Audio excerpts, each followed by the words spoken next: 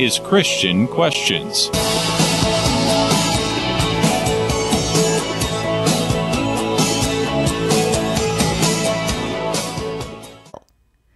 The scriptures do teach that when someone dies, they go to hell. But the commonly accepted belief is that hell is a fiery place of eternal torment, and that is a grave error. To begin, we must keep in mind that the Old Testament was written in Hebrew and the New Testament in Greek.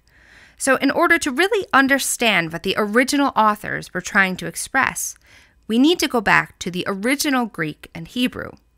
The word hell is an English word that was sometimes selected by English translators to express the Hebrew word Sheol, and in the Greek, the words Hades, Gehenna, and Tartaru. In Old English usage, the word hell simply meant to conceal, to hide, and to cover, hence a concealed, hidden, or covered place. It was also common to use the word in reference to helling potatoes, which meant putting potatoes into pits, and also helling of a house, which meant to cover or thatch it.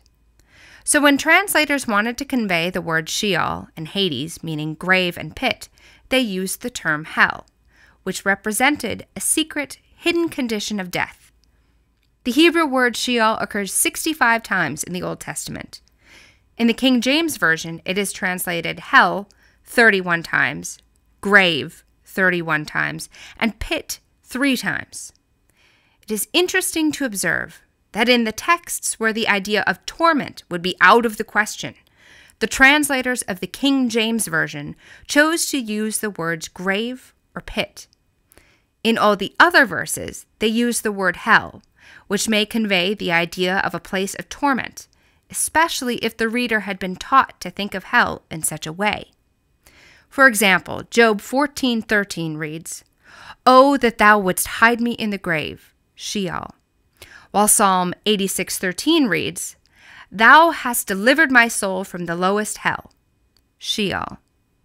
Since both words come from the Hebrew word Sheol, there's no reason why the translator should have used different words, unless they had a particular idea they wanted to convey. Job was asking that God hide him in Sheol. If Sheol were a place of torment, why would Job ask to go there? Job was asking that he be hidden in death because his trials were so difficult that being dead seemed better to him than continuing with his life. It would be very unlikely that Job would pray to God to hide him in a hell of eternal torment. Rather, it's described as a place of darkness, a place of silence, and a place of forgetfulness. The book of Ecclesiastes specifically states that there is no work, nor device, nor knowledge in the grave, Sheol, whither thou goest. So the true meaning of Sheol is a hidden state, which is applied to man's condition in death. It is particularly interesting to note that this same word Sheol is translated to grave 31 times, and to pit 3 times by the very same translators, which is more times than it is translated hell. In both of the instances when it is translated hell, scholars found it necessary to explain in the margins of modern Bibles that it actually means grave. Let's take a look at a few of the Old Testament scriptures where the word Sheol is translated hell. Psalm 139:8 says, "If I make my bed in hell, behold, thou art there." This scripture is telling us that God's power is unlimited, even over those in the grave. Proverbs 14:11 tells us, "Hell and destruction are before the Lord," making the association between the grave and destruction, not a life of torment. In Jonah 2, verses 1 and 2, it says, "Then Jonah prayed unto the Lord his God out of the fish's belly and said, I cried by reason of mine affliction unto the Lord, and he heard me. Out of the belly of hell cried I, and thou heardest my voice." This is when Jonah was hidden in the belly of the fish, which was clearly not a fiery place of torture. The same word Sheol is also translated grave 31 times. Here are a few examples. Psalm 6:5 says, "In death there is no remembrance of thee.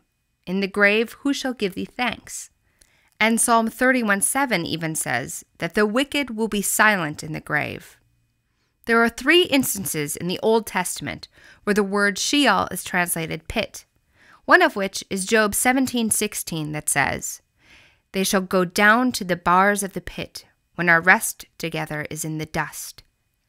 The examples we gave are not all-inclusive, but it is evident that these verses do not have a single hint of hell of eternal torment.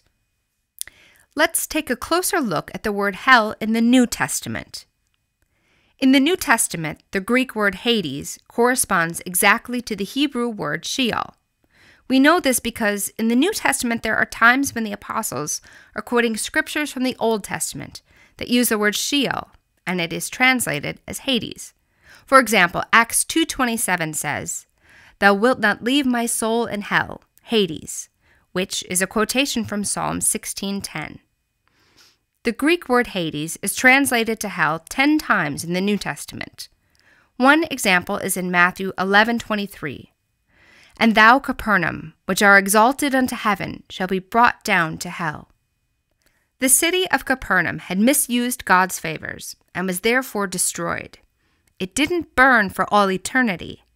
It was destroyed and therefore no longer exists.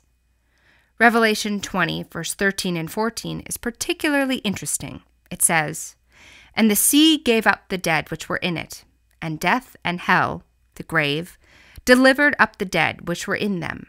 And they were judged every man according to their works. And death and hell, the grave, was cast into the lake of fire. This is the second death." The lake of fire is a picture of second death, not a literal place of fire and torment. And what is second death again? It is a final everlasting destruction that happens only to those who, after the 1,000-year kingdom, still refuse to follow God. But we also learn from this verse that death and the grave will be destroyed. 1 Corinthians 15:26 confirms that the last enemy that shall be destroyed is death. In addition to Sheol and Hades, the New Testament also includes the term Gehenna, which is translated into hell 12 times. The term Gehenna is a geographical term meaning Valley of Hinnom, which is a literal valley just outside the city of Jerusalem. The reason why Gehenna was important to residents of Jerusalem is that it was the place that they took their garbage to be burned. All the city waste was emptied and burned there, and the fires were kept continually burning in order to utterly consume all things deposited there. Brimstone was also added to help with combustion and ensure complete destruction.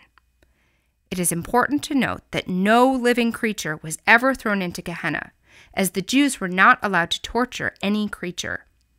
The Valley of Hinnom, or Gehenna, was thus an illustration of second death, final and complete destruction, from which there can be no recovery, because after that there remaineth no more sacrifice for sins.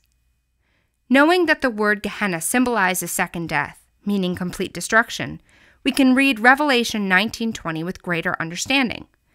The scripture uses the picture, a lake of fire burning with brimstone, to which we can draw a parallel to Gehenna in the use of brimstone and fire. The scripture is using the literal Valley of Hinnom, which was continually burning, to illustrate a concept of complete non-existence. The use of brimstone adds greater meaning to the symbol of fire because it helps to strongly fuel a fire. Although we've only scratched the surface of this topic, we hope that we have helped you to consider a new understanding of the scriptural condition of hell.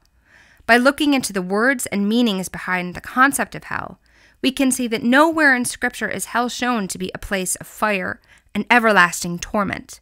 That concept does not fit into God's character or plan of salvation for all mankind. Hell is used in the Bible as a term used to represent death in its fullest and most complete sense. In the Old Testament, hell describes an unconscious state of death, and in the New Testament, it is referring to the second death, which is total and everlasting destruction that happens only to a very few who still refuse to serve God after the 1,000-year kingdom.